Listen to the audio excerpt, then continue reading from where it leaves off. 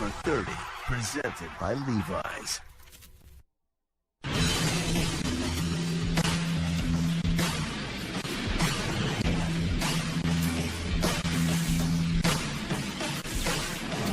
I first met Ricky Williams in the summer of 1998. He said 3 words: I value nice. Just the idea that he wanted to be nice to people really moved me. He kept asking me while he was in Australia, sleeping in a tent, would I tell his life story? At first I said no, but then after a while I said, why not? This is the story of a lifetime for someone who does what I do. And he wasn't afraid to open his life and tell people, hey, tell them how screwed up I am, but also tell them I'm not a bad person. There's something about him, even in difficult times, that makes you stick with him.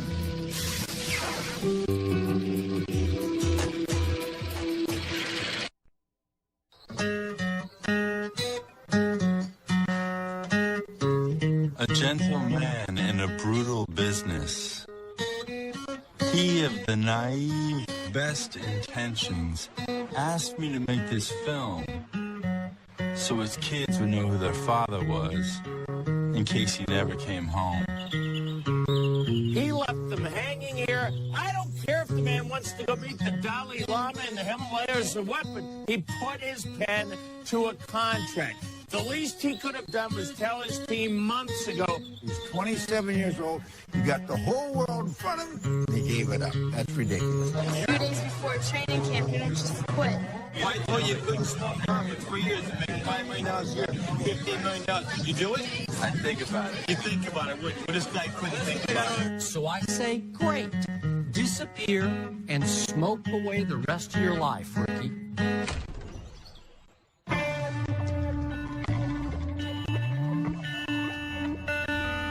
Arguably the biggest off-season story in the National Football League, and certainly the most shocking, was Ricky Williams' abrupt departure from the Miami Dolphins and all of pro football.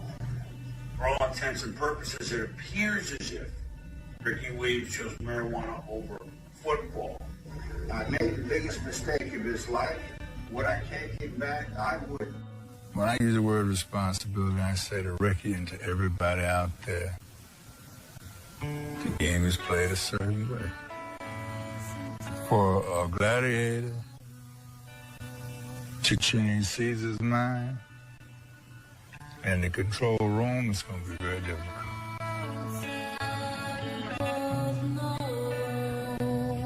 Why do you have to be the one that tries to change the world or change society or whatever? Why not? And that's what he says, why not? When I can be stoic in the eyes of being threatened or being insulted, then I think that has to get people's attention. To be detached, you're not coming from anywhere. You know, you're just coming from a place of love.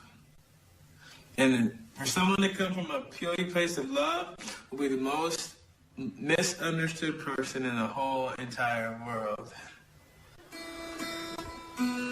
Within weeks of his bizarre retirement from the NFL in 2004, the man who was universally loved when I first met him asked me to tell his life story with one directive: absolute truth. He asked me to make this film because he trusted me. 99% of the truth is a lie, Ricky emailed me, while insisting on everyone in his life being completely honest, warts and all. There's nobody in Ricky's life he doesn't frustrate at one point or another. Keeping it real was the deal. When it comes to women, my son has always been a DOG.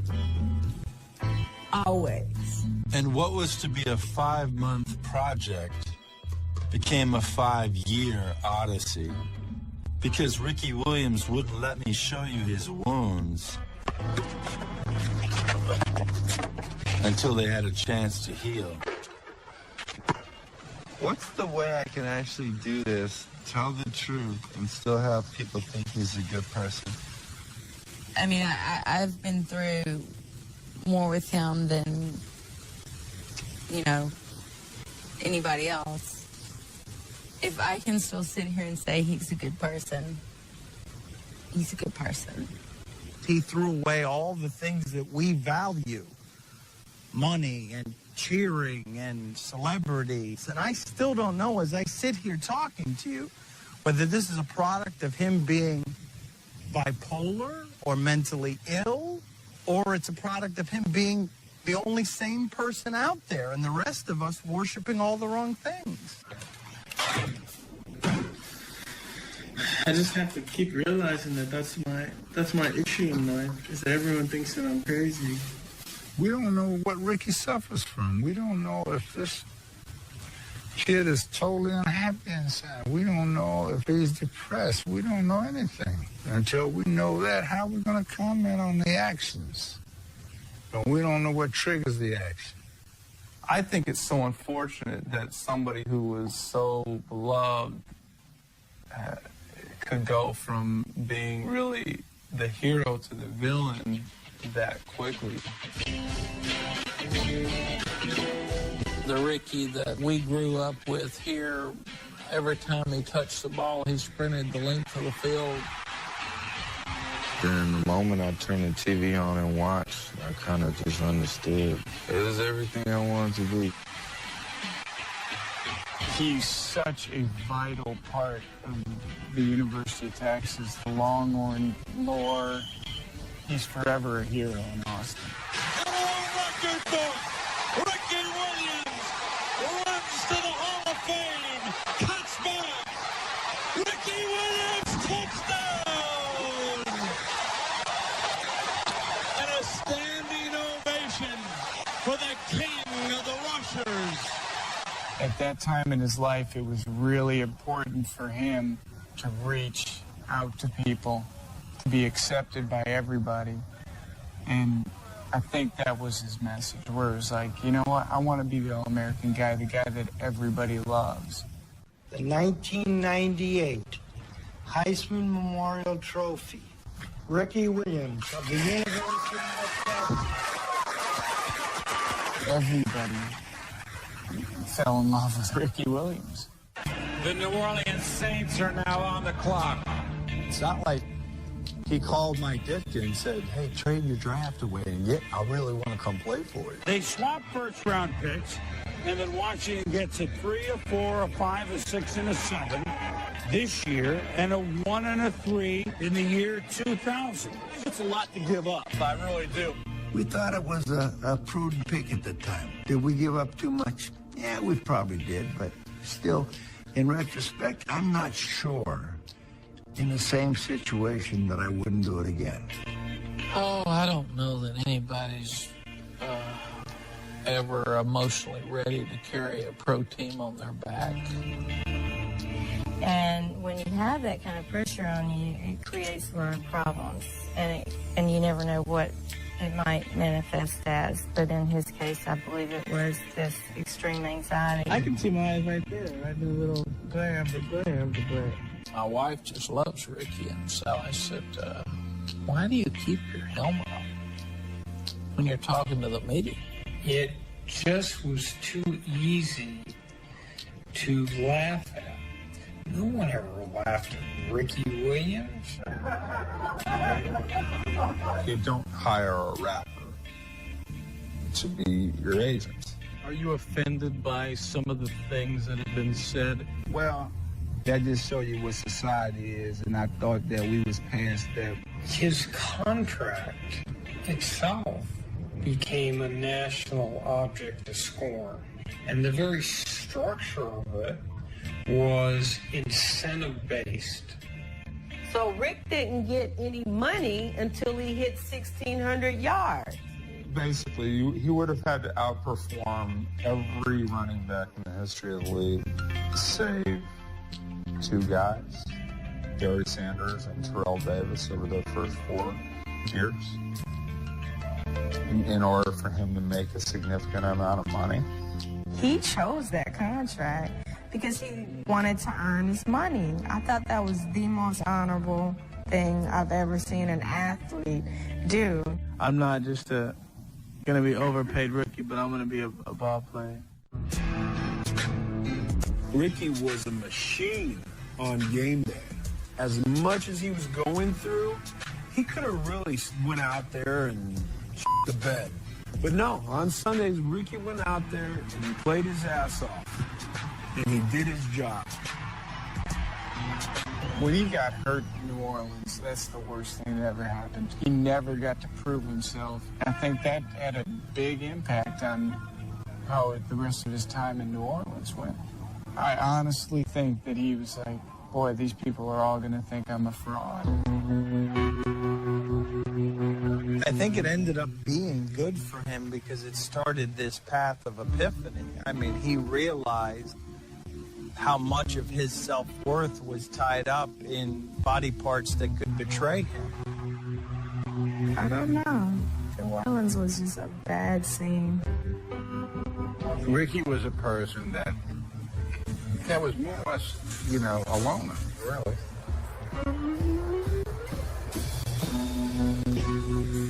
He had an apartment down an alley,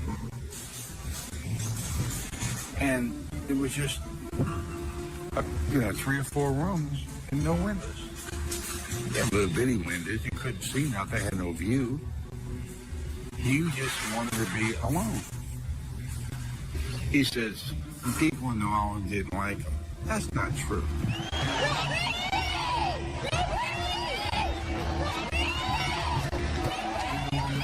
People in New Orleans love Ricky. Ricky didn't give anybody a chance to love him. Once he started running the ball down in Miami, a lot of the reaction was, who is that? Who is that guy? Why couldn't he have done that here? For the first time in Miami Dolphins history, they're going to have a Heisman Trophy winner wearing their uniform.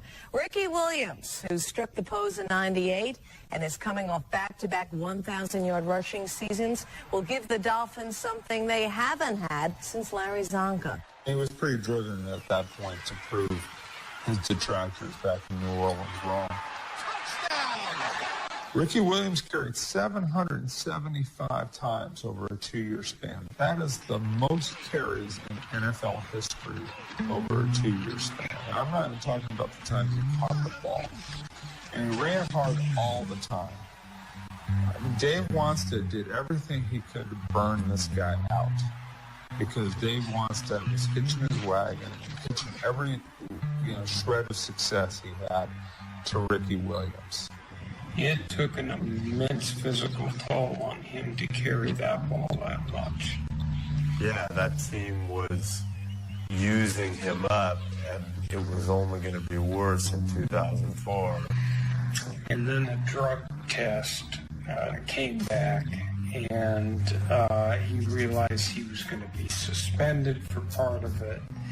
And the combination of these factors tipped him over the edge. A week before the start of training camp, free-spirited Williams is the latest great back to retire in his prime, following in the footsteps of legends like Jim Brown and Barry Sanders. Had Ricky Williams not retired, he would have been suspended for the first 4 games of this season because he failed a 3rd career drug test for marijuana. The joke here is on Dave Wanstead and the Dolphins management for betting 2 first-round draft choices on this very strange kid. Well, why didn't you come in the wedding dress? That didn't come off so well. Ricky is hugely famous. Ricky's retiring. Famous guy is doing something unbelievably eccentric, and it's a monster story. Just days after he retired, I got a call at 2 in the morning from Ricky Williams, who was traveling the world high off his ass. The 27-year-old in his prime, former NFL rushing champion, sounded anything but crazy as he talked about buying land in Australia and never returning to the United States. What's your responsibility as a friend to Ricky Williams right now? Are you supposed to fly to Australia, to that tent, and yank this 220-pound behemoth out of there and say, let's do a intervention. After 2 months of soul-searching and world travel, the media onslaught ended. The fans ran out of memorabilia to shred. And Ricky came back to the United States incognito in early October 2004. This was his first interview at my film partner's place in L.A. Now I don't care about money. I don't care about fame. I literally play for free. I don't care what anyone says. I'm not afraid of anything. And it's just down to pure football. I realize that I really, really do love to play football. Ricky Williams back in the NFL, not so fast. The running back says he'll stay retired for now, rejects the deal that would have allowed him to serve a 4-game drug suspension this season, be eligible to return to the NFL next year. A few weeks after professing he would play for free, Ricky rejected a deal that would have paved his way back into the NFL. Instead, he took a 1-year lease on a 1-bedroom house in Nevada City, California. It was just one day I was in my car and I was thinking, you know, maybe I don't want to play football anymore. And I thought, what about my house? And I was like, I don't care. And I was like, what about money? I was like, I don't care. And it just hit me, you know, that you don't need money.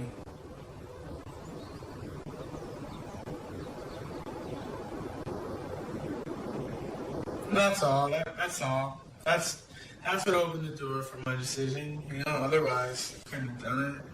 Former Dolphins running back Ricky Williams was in breach of contract when he abruptly retired from the team before training camp. Williams has been ordered to repay the $8.6 million he received from the Dolphins as bonus money.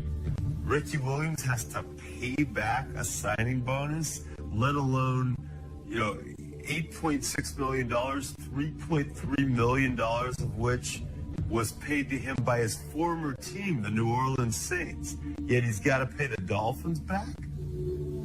You can't have it both ways. Don't complain about the fact that they're coming after you for $8.6 million when you said, well, I got to live up to superstar status, and then you quit after 5 years. After everything he's given to the game, after everything after every jersey he sold, after the millions and millions and millions of dollars these people have made off of Ricky Williams and put in their own pockets, and they're going to turn around and say, we want our money back. When they know the guy's had some problems with, you know, dealing with things in his head. When I met him, he had social anxiety, and he was taking Paxil for a while, but he really didn't feel like the Paxil really did anything for him. And one of the things that caused me to diagnose him with social anxiety disorder was his admission to me that he often only felt safe when he was in his home in the dark.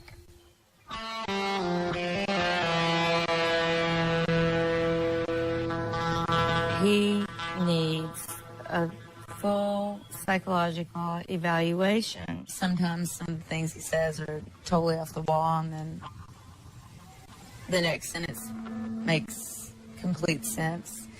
And he says he's happier than he's ever been. So that's what I have to go on. Do you believe it? I believe that he thinks that he's extremely happy. What did you do with the presidential award you got last year? I don't know.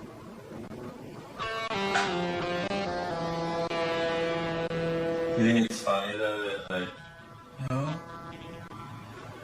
the president of this country, ironic? It's just nature, dude. It's just nature. It's not funny. It's not ironic. Well, you don't need to put labels on it. You know, it's just what it is. You understand why I say that? It's just more things for your mind to jump around and play with and distract you from going inside. 95% of what he says is so illuminating and so enlightening and so refreshing and so lucid. And then 5% of what he says makes you wonder if he's got aluminum foil on his head and is saying that that's the reason that keeps aliens away. Would you want me to tell you if you had something right here? Okay. Thank you for asking. Hey. Sometimes I think, he has symptoms of bipolar disorder, but then I don't think it's purely that. Have you done research on bipolar or manic depressive tendencies, and do you think you have any of those? I haven't done any research, so I don't really know, but sure it's possible. Sure anything is possible. It seems to me he's seeking some peace in his life, and I think that's probably why he smokes marijuana and maybe smoking more of it than he did in the past, and feels like that's okay because it's what he needs. So much of what his path has been to this point is him looking inside himself and liking very little of what it is that he sees.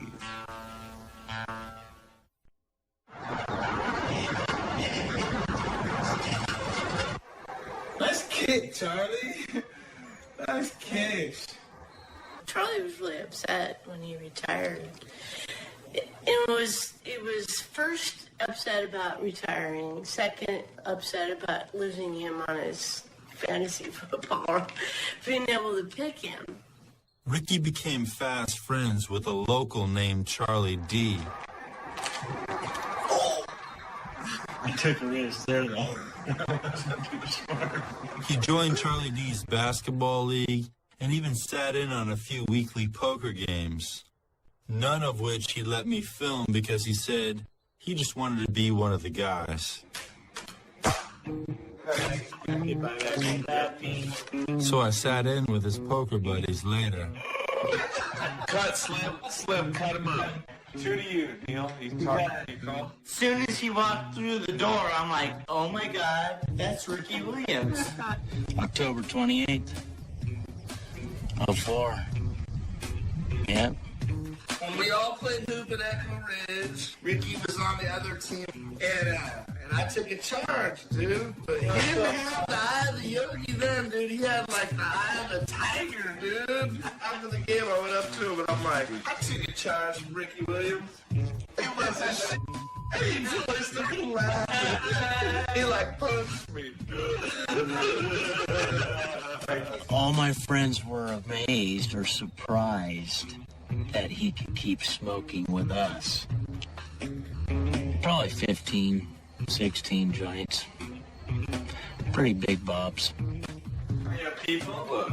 Ricky's no Jamal Lewis. He's no... I know, huh? Frickin' Pac-Man Jones. He's none of those guys. He's like Ontario Smith. You happen to get caught with a little weed.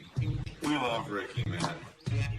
The masses bought the spliff myth that Ricky retired exclusively to get high, when in reality he walked away to heal a damaged body and feed a searching mind. I really want to get a clear understanding, why you came here and what it is you're doing. I said, I want you to go to school, and then I thought, what do I want to study? And I remembered when I was in Australia that I learned about Ayurveda. Before retiring from football in 2004, Ricky told his sister Nisi he didn't believe football was his true calling. He thought his gift was to help heal people.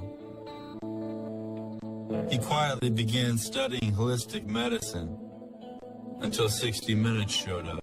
I wanted to do a story on Ricky because I was just so curious. So when is it okay for me to stop playing football? When would it have been okay for me to stop playing football? When my knees went out? When my shoulders went out? When I had too many concussions? When is it okay? Wait a minute, you got... No, I'm just curious, because I don't understand. When is it okay to not play football anymore? You just gotta like it, but then you just... Such an outdoor, pleasant football star. What you doing, Rick? I'm making a bonded metabolic formula. To help cure illnesses.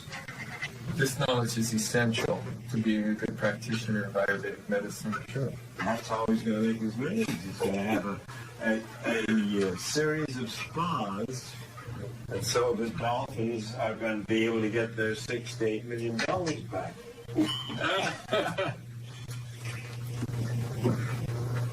Notice he's not laughing.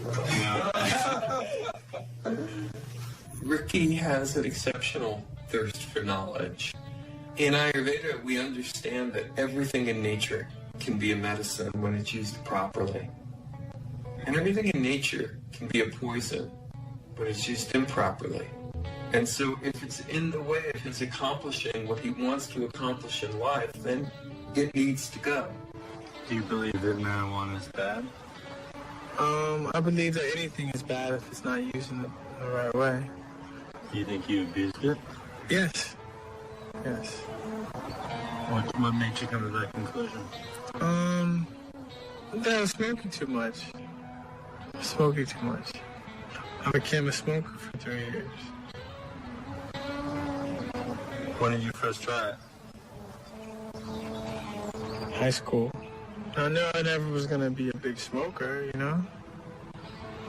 Smoked a couple times in college, but I never bought it until I got into New Orleans. I'll never try coke or never try any hard drugs. You think you'll ever play football again? I have no idea. Oh, come on. I really have no idea. Ricky has the heart of a yogi and the body of a football player. He has to figure out how he can merge the culture that is in his heart with the culture that is in the National Football League, and they're very, very different. He comes across as selfish because he's so involved with finding out about himself, but that's what everybody wants to do, find out about him or herself. Ricky left more than football behind when he bailed on Miami. Except for visits from Kristen and their son Prince, Ricky cut ties for a time with nearly everyone who loved him. Do you miss your kids? No. No. Only when I think about him. What kind of father is he? Absent. He has one kid in Boston, one in Miami, and one in Hawaii. I guess it goes back to a conversation I had with Ricky before he had any kids. I said, Ricky, I grew up without my father in the home. You grew up without your father in the home. There is something definitely wrong with our family, and the trend needs to stop. What do you think the perception is, the fact that he has 3 kids with 3 different women? That almost makes him sound like that football player that he says he's not. How difficult was that for you to deal with? You know, I mean, I've known Marley from the beginning, and she comes and visits. We don't really see Blaze, the new baby.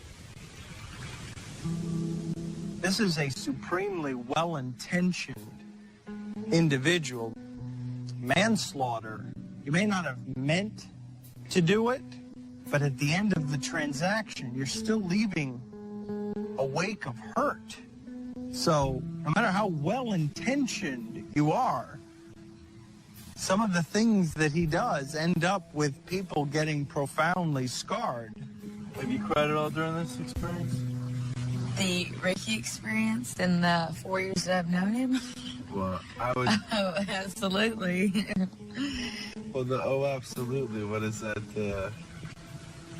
I mean, I thought I had a boyfriend and he had a kid with somebody else. That's enough, isn't it? Just be happy. Just be happy. Forget everything else. Are you surprised that you wanted to continue a relationship at that point? Oh, yeah, I'm totally surprised. It's hard, though. It's easier when you're alone, though. I'll tell you that much. It's easier when you go alone. I'm in a relationship with really anyone right now, you know? I can't say today that I'm Ricky's girlfriend. I would say that I'm one of his best friends. Do you want to be in that relationship? I want to be in a relationship that I didn't want to be in. Just like he changes his mind daily about what to eat for breakfast in the morning or whether he's going to play football. You know, his feelings for me change daily too. Are you going to live with Prince and Krista? Oh no, that's kind of fun in the future, you know? All I know is that every day I wake up and I don't love him any less than the day before. Then the day before I found out that he had another child. Then the day before he ran off to Australia. Whatever. It's very strange to me. Sometimes I pray that I wake up and I don't love him. Really.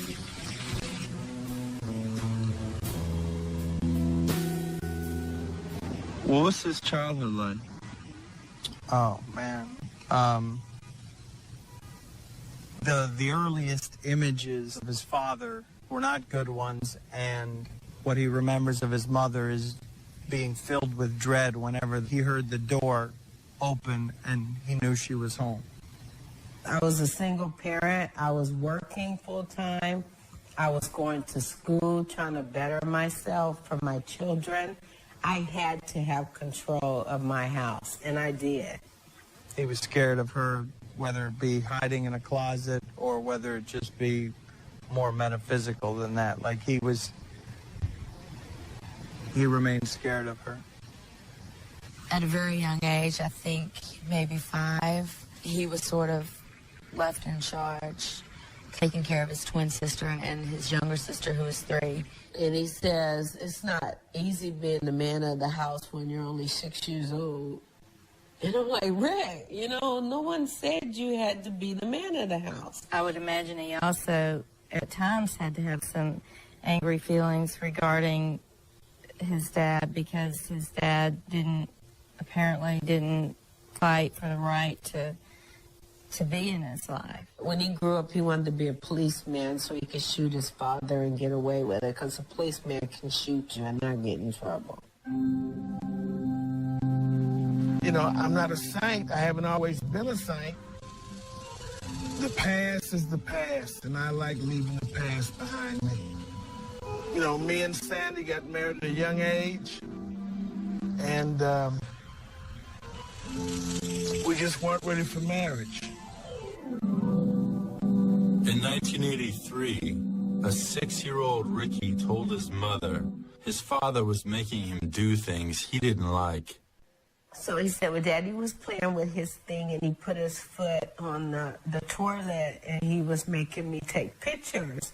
And my arm was really tired, and if I didn't take the picture right, he would yell at me. So I said, well, what camera? You know, he said I was taking it with the camera. So I said, well, what camera? And Ricky said, it's the camera where the picture pops out, you know, a Polaroid. So I said, well, what did Daddy do with the picture? So he said, well, I don't know, Mommy, but one of them I messed up and he yelled at me and he put it in the trash. What happened? Nothing. Nothing sexual toward these children at all. Ricky kept saying, but Daddy said if I tell, that he'd get you and he would get us. And I said, no, babe, Mommy will take care of you.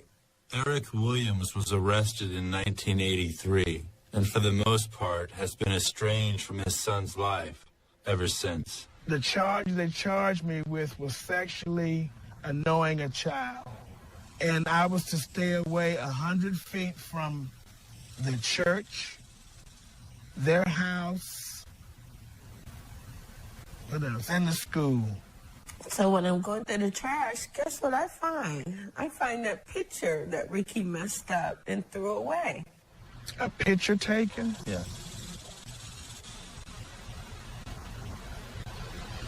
I don't recall.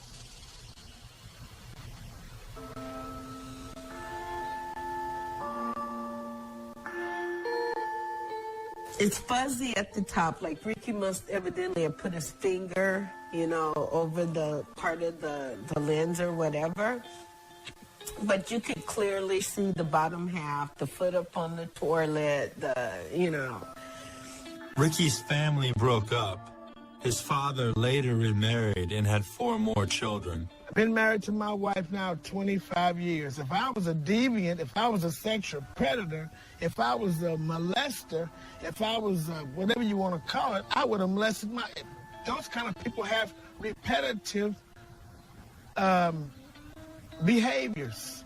I would have done it again. What type of father was your father?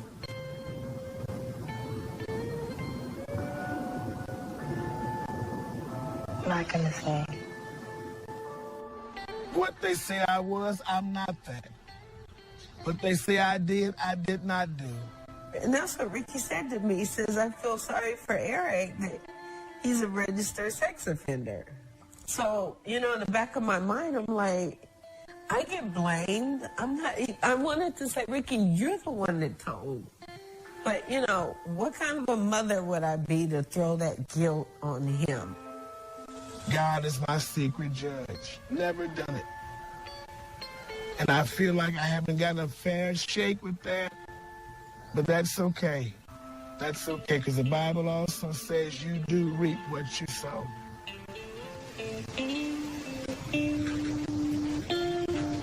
You don't remember being with your dad and the circumstance which led to everything that all the hitting the fan in your family? You don't remember that moment? Yeah, I do. You don't think that had any repercussions in terms of like tuning part of you out? How could it? I don't know.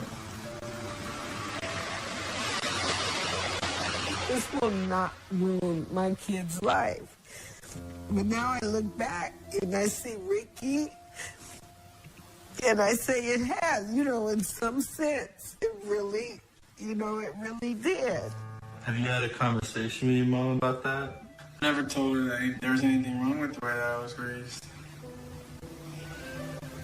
I mean, I learned at a very young age that you can't blame your life on your parents or your upbringing or anything that happened in the past. I didn't understand it from this philosophical standpoint, but I understood from the point of when you blame other stuff on people, or you blame things on other people, that it takes the power to change those things out of your hands and it puts it in their hands. And so if you blame your parents for your upbringing, then only they can fix it, you know? But then, like a psychiatrist told me once, knowing that he's the one that told on Daddy, maybe he feels guilty for the family breaking up. And I always tried to let him know that it wasn't his fault, that he did the right thing. Do you think it's possible that part of you shut off as a kid as a result of the way your dad and your family split up? It's a pretty big shock to the system. We impose the shock, because the shock you have to have two different levels, and one has to just totally drop off. If we don't impose these ideas on people, then what is there to be in shock of, you know? If you're raised by a pack of wolves, you're going to think that you're supposed to crawl on 4 legs and be a wolf, you know? And then having 2 parents that take care of you will be a shock. It just seems so pointless to have this kind of discussion about, you know, shock and you did this and you did that and you did this. Who cares? I am where I am today, and I have to look at myself on the inside and figure out how to keep evolving. So many times through life, growing up with them, you know, I feel guilty. Are you what society sees as screwed up because of me? I didn't run off and leave. I didn't turn my back on them. I didn't leave. I stayed. I kept my kids together. And going back and talking about this and about that, it just ties you to the past and it keeps you moving forward. I imagine growing up without a father has a great impact on the way that they live their lives, the way that they look at love, the way they look at other people. And when you become famous, but you're not truly satisfied inside, it can be very difficult. I believe there's a void, in his life. The Bible says that there's one good man in 1,000. So it's a crapshoot that you're gonna be a good dad anyway.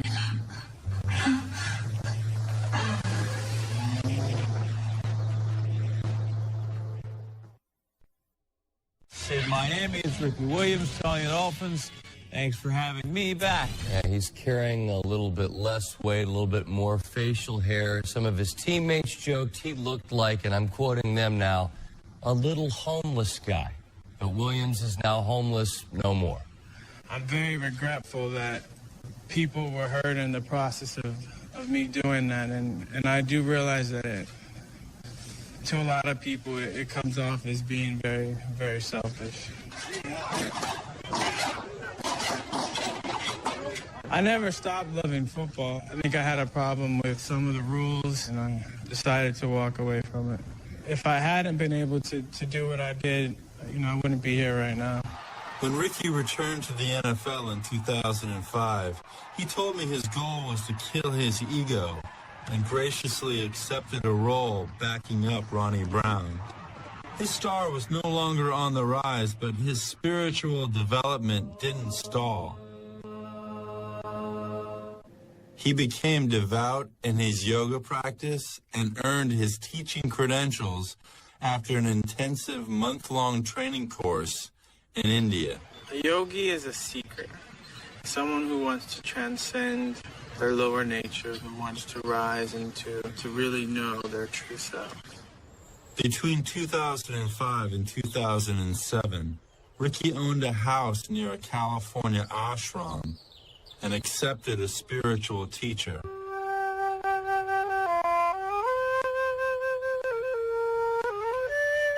Yoga teaches you how to take control of your life and how to not become a victim anymore. When I first got here, I also told my Sita, we were talking about, why I quit football. And she said, because you were stressed. And I was like, I wasn't stressed. After spending some time, and really understanding really what relaxation is and what stress is, and I realized that I was extremely stressed. In my case, and a lot of people's case, people don't find spirituality until they hit rock bottom, because they think that it's, that the stress is external. They don't understand that comes from in here. You talk about stress in terms of reaching rock bottom and having a nervous breakdown. Do you think that you had that? No. But I think I had a point where I think it's pretty big when someone has a job and they walk away from their job, and I think it's a sign that something was going on in me. To have experienced him as a teacher, he's very generous, very intelligent, philosophical, and to then hear the way he'd been portrayed in the press and the sort of things that had been done to him, it kind of blew my mind, actually. Personally, for me, when I was growing up, my goal was to be rich and famous and have everyone love me. And so I worked and I worked and I worked, and then one day I was rich and I was famous and a lot of people loved me. And so this idea, it just brought on by itself so much stress, having to always feel like I had to be a certain person at certain times, and that was so untrue that I was losing any chance of really knowing who I was. And so people look and they say, you got all this money, people like you, what kind of stress could you possibly have? But really, that's where you get really deep to the spiritual stress. And I really believe that when you can allow your mind and your body to relax and get to the spiritual stress, you really get to the core of the problem. And I think this is what has brought me to yoga. It's a place where we come and on a daily basis, we're constantly, asking ourselves who are we? And they say the world is just Leela. It's a story. It's just a play. It's just a play. Whenever you have enough prana to see it that way, then you're okay. Whenever you don't, you're like, I owe $5 million. It can be very stressful. It's a play, Okay.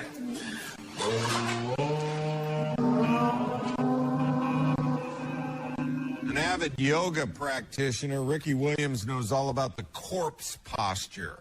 Well, now it's his NFL career that may be dead. Williams suspended by the league for the 2006 season after a fourth violation of the game's substance abuse policy. They don't know right now whether it was a missed test, whether it was a failed test. His behavior has been very unpredictable in the past.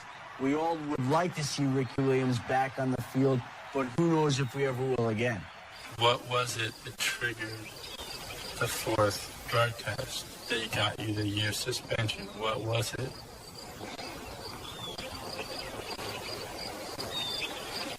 It wasn't marijuana. What was it? Can't say. What was it? Yeah, it's dead and buried, and I think it's best kept there. Okay, I got a theory. You want to hear it? Yeah. You went back into that world. You were about 20 pounds lighter. Mm-hmm. You played a little bit differently, so it wasn't like you relished the contact anymore. And there's a lot of pain involved. So that's something you got to get really up for. Mm-hmm. So my thought was that you took amphetamines to play football. Really? You really honestly believe that? Not even close. I mean, I don't even take pain medication. Ricky Williams is now officially a Toronto Argonaut for this season since he's been banned for the entire 06 NFL season after a positive drug test. We all know the last thing a stoner needs is free time. Have fun in Canada, Rick. I don't ever want to be mentioned in the same breath as Ricky Williams as a football player. Everybody had this guy as, we're doing a deal with the devil here. He's a disgrace to the game. The man doesn't deserve to play football. And why would you bring this villain to Canada? He's been suspended from the National Football League on multiple occasions. Doesn't anybody have any class anywhere? I'm embarrassed right now to be a Toronto Argonaut.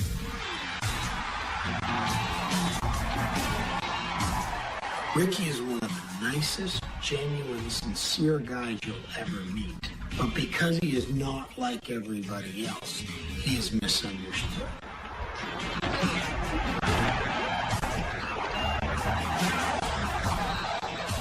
You can take one 10 or 15 second soundbite from somebody who's very intelligent, saying something a little outrageous. I mean, he's a marijuana smoker. He doesn't apologize for that. And all of a sudden, you can twist that around any way you want and form general opinion. Smoking weed is more important to him than playing professional football. He's always hated football. A disgrace to humanity, Ricky Williams. That's the power of the U.S. media, and that's what they've done with Ricky Williams. He's identified by a single act that becomes who he is. And it's like, he, less than just about anybody I've ever met, doesn't fit in that box. In the 2002 season, Ricky Williams led the NFL with more than 1,800 yards rushing. His life has been an odyssey ever since. Suspended by the NFL for 4 games and ultimately a season for testing positive for marijuana, he has since studied holistic medicine, converted to Hinduism, played football again, but in Canada last year with the hopes of coming back to the NFL next season. That's on hold for now after yet another positive marijuana test. It's almost as if he had been clean, and then just before the finish line, he trips. I think it's going to be a long, hard road. I don't think we'll ever see him play in the National Football League again. It saddens me to say that. It is sad. Ricky claimed the test to be a false positive. While many thought his career and certainly his time in Miami were over, Ricky lobbied for compassion. The reason that I smoked was to give myself some kind of psychotherapy. To go deeper into myself, really try to figure things out.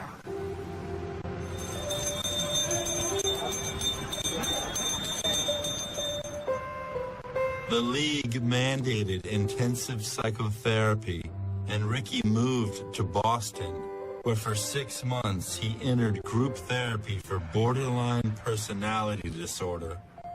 The sticking point that they had was that because of marijuana, I had lost money and a job, etc., etc. And that was their main evidence that I was an addict. I used marijuana to deal with my imperfections, and it was illegal. And so I guess you could make a case that way, but I still don't identify with being an addict. Were you given any specific diagnosis? Narcissistic personality and avoidance.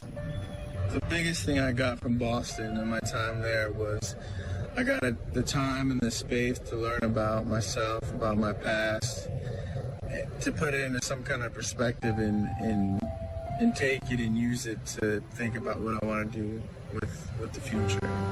You had to question if Ricky had just run out of luck when he was reinstated to play for the 2007 Dolphins, who were 0-9 when he came back. He debuted in primetime but only lasted 6 carries when his season ended on a play few seemed to question. Oh, stepped on. That can't be fun, Joyce. No, it can't.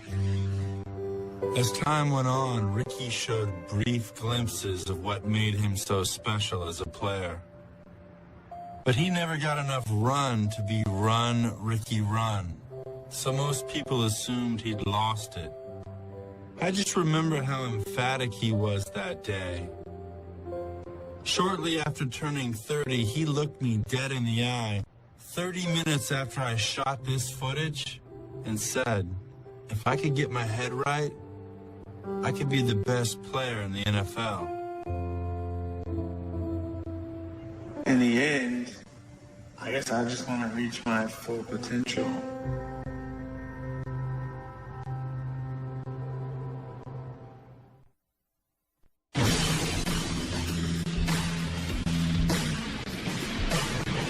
He was an iconoclast and a business that is regimented. He was an artist within a business that's confining. Without a doubt, he's the most fascinating athlete I've ever met. And personally, I think it took a lot of courage for him to not hide behind PR people and for him to say, hey, here's everything I've done. Here's my body of work. Here I am as a person, both positive and negative. When you're around Ricky, you learn something about yourself. He's an engaging person. Because if you're going to put a camera on him, he's going to put a mirror on you.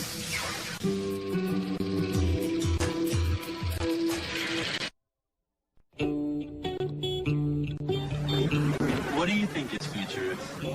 His greatest accomplishments were going to be when he stepped away from the field and actually began to have the opportunity and time to directly affect people one by one, because that's where he's at his greatest. I mean, he can have such a great impact on the world. How are you doing today, Stephanie? I'm doing well, thank you. He wanted to become a natural healer. What Ricky brings here is discipline and dedication. I've decided to be a physician, meaning If I play this year, next year, I'll probably have another year and a half of school after I retire before I apply for medical school. I mean, one of the things that I learned in Boston is that it's important for me in the long term to have credentials. Where do you think he is 5 years from now? I think he's probably going to be on the tail end of his Hall of Fame career. At the end of the 2009 preseason, I shot his game in New Orleans. Being down on the field, I couldn't help but notice, despite being 32 years old, he still had his speed. I think Rick could be the starter. I mean, you would see flashes of, in 2002, leading the NFL in rushing. A decade into his NFL career, Ricky suddenly started breaking off runs like it was 1998. Nobody complains less and brings it every day. Looking like the Heisman winner a decade ago. He has become a beast as a player. No Ronnie Brown. He says, strap it on me, I'll carry it, and he's getting it done. To the outside, to the pylon, touchdown, Miami. He motivates by the way he works. Every run that Ricky makes during the course of a practice, he finishes 70 yards down the field. So to some of these young players, seeing that from a guy that has as many years as Ricky has right now, I think says an awful lot. Ricky Williams, 32 years old.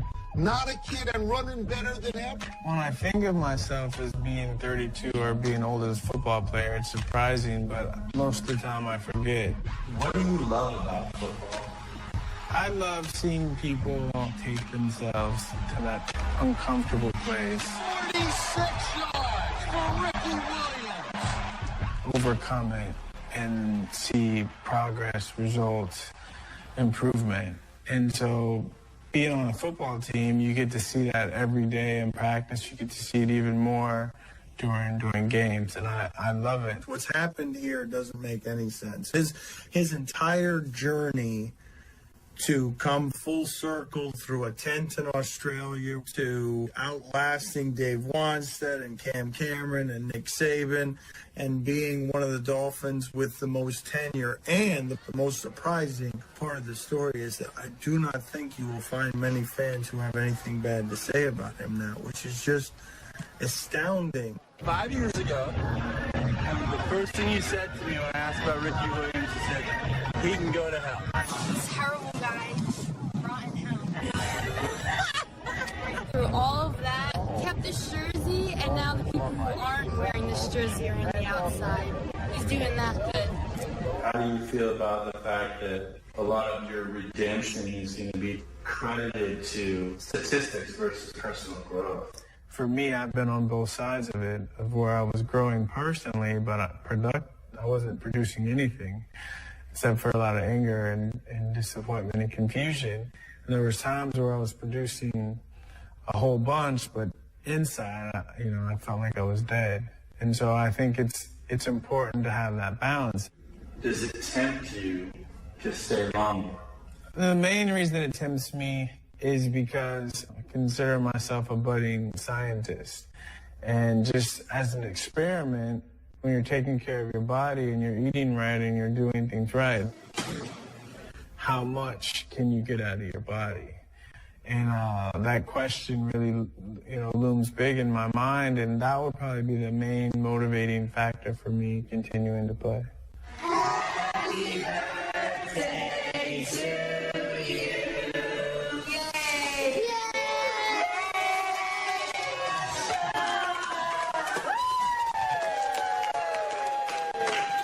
What's the most positive thing about the last 5 years? One of the greatest things was that through all of this, he's still standing. And he looks around and he still has his friends and his family standing right beside him. Now we can eat it. Kristen, she really, to me, symbolizes loyalty. Whatever he is, whatever he changes into, she's always still there with the same love. She stands just like he stands.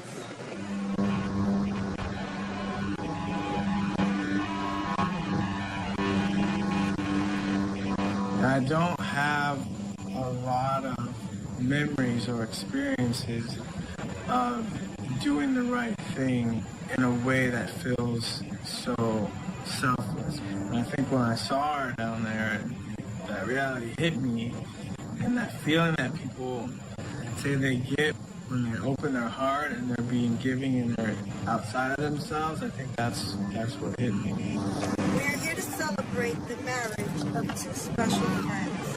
Early on in his identity formation, it became tightly linked to achievement, to what he was supposed to be, instead of the kind of more rooted identity formation that comes from sweet acceptance. And Ricky longed for that.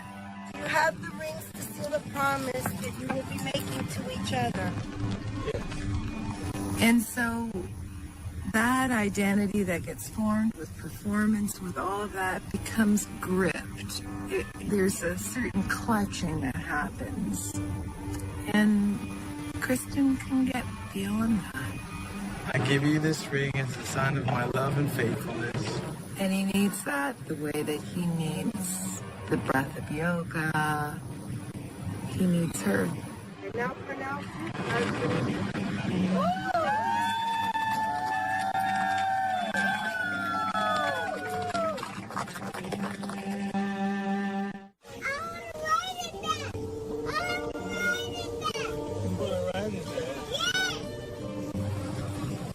In 2004, I asked you to describe him as a father, and you said absent. How would you describe him as a dad in 2009? Present. I'm really excited the turnaround he's made as a father. I think I understand my limitations as a father, and I think the main thing is that my kids understand my limitations as a father from the very beginning. And so I think the biggest thing for me is to not try to pretend to be something that I'm not. What are we going to be saying 5 years from now, do you think? If he evolves as a person and can be there for his kids, I think it'll be a happy ending.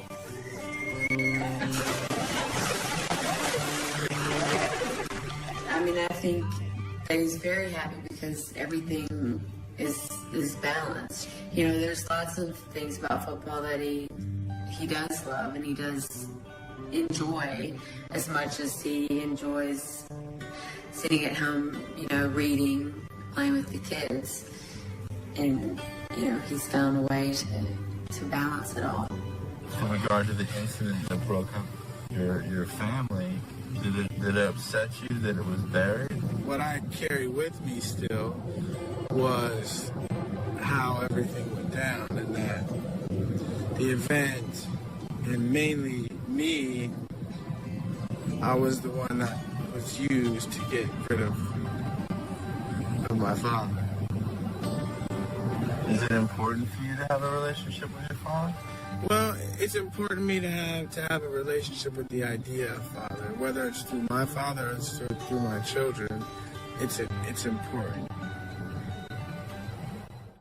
While his personal life came together, when discussing Ricky Williams' NFL career, there will always be a melancholy tinge of what if. He may have lost out on nearly $30 million in earnings, but he blew people's minds because he consciously, yet conspicuously, ran away from the American dream. I look back and I say, I wish I was more mature. And I'm not one to think that the money that I lost is a big deal compared to the experience that I had, especially where I am right now. I think where I was in that moment, to most people, is considered a dark place. And I think that's why so many people are afraid to go there. And I think one thing about me is those dark places, or those things we consider taboo, I'm not as afraid to go there. I almost want to be there because that's where I feel most comfortable. And so At the time, I was lost, and you can consider it a dark place, but implicit in being lost means there's redemption or you're going to be found. And so for me, that's where I thrive. When I can see a light down, no matter how far down the tunnel, when I can see that light, I feel comfortable knowing that I'm going in the right direction.